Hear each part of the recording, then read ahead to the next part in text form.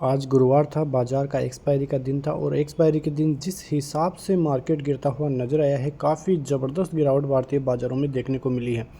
ये गिरावट क्यों हुई है, कैसे हुई है, ये आपको भी पता है कि किन कारणों की वजह से हुई है, लेकिन मैं आपको बताऊं तो करीब 11 लाख करोड़ रुपए साफ होते हुए दिखाई दिए हैं निवेशकों के एक ही झटके में। करीब 1800 पॉइंट सेंसेक्स में गिरावट देखने को मिली।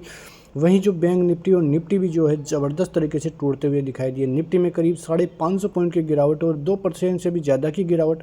बैंक निफ्टी में करीब 1100 से 1200 पॉइंट की गिरावट।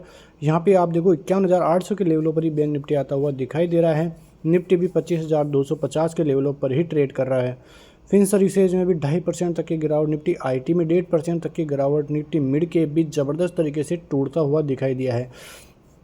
तो आप अनुमान लगा सकते हैं कि किस हिसाब की गिरावट आज भारतीय बाज़ारों में यहाँ से देखने को मिली है। लेकिन कुल मिला के बात करें तो ये तो होना ही था, क्योंकि कल जिस हिसाब से न्यूज़ें आती हुई दिखाई दे रही थी कि सेबी जो है फंड ऑफ मेजर्स को टाइट करता हुआ दिखाई दिया है, तो वो सबसे बड़ा कारण रहा भारतीय बाज़ारों के लिए। उसके अलावा आप देखो तो जो इजराइल और लेबनान में जो भी कॉन्फ्लिक्ट चल रहे हैं, ईरान में जो भी कॉन्फ्लिक्ट चल रहे हैं, उनकी वजह से भारतीय बाज़ारों को काफ़ी नुकसान आज उठाना पड़ा है।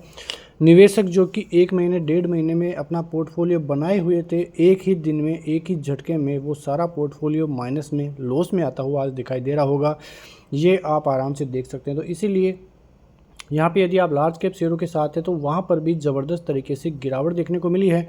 कोई भी जो है आज बचता हुआ दिखाई नहीं दिया है। सबके पोर्टफोलियो रेड में ही आज ट्रेड कर रहे हैं, क्योंकि गिरावट ही इस हिसाब की है। जिस प्रकार की तेज़ी भारतीय बाज़ारों ने डाइजेस्ट की थी, अब थोड़ी गिरावट भी डाइजेस्ट करने का वक्त आ गया है। अब मौका आ गया है कि जब निवेशक फिर से अच्छे लेवलों पे अच्छे शेयर खरीद पाएंगे, क्योंकि आपको पता है कि बाज़ार ओवर वैल्यूड हो चुका था। इस कारण से एफआईआईज भी चाइना की ओर रुख करने लग गए थे।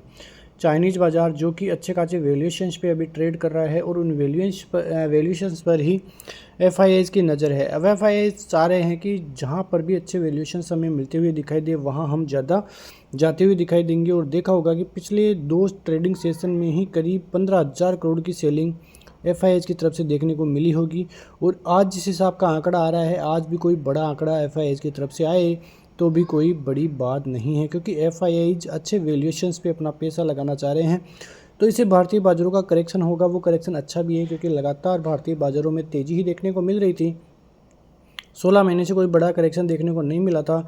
अब यदि निफ्टी में अच्छा खासा करेक्शन 5 से 10% का आता है तो काफ़ी अच्छी जगह पे निफ्टी आता हुआ दिखाई देगा, जहाँ पे आपको फिर से बाज़ार में इन्वेस्टमेंट करने के मौके मिलेंगे। लेकिन फ़िलहाल भारतीय बाज़ारों के लिए अभी शॉर्ट साइड में जो है बाज़ार जाता हुआ दिखाई दिया है, क्योंकि सबसे बड़ा रीजन 20 EMA और 10 EMA दोनों ही निफ्टी तोड़ता हुआ दिखाई दिया है। निफ्टी का जो 50 EMA पड़ेगा वो 25,100 के लगभग पड़ेगा।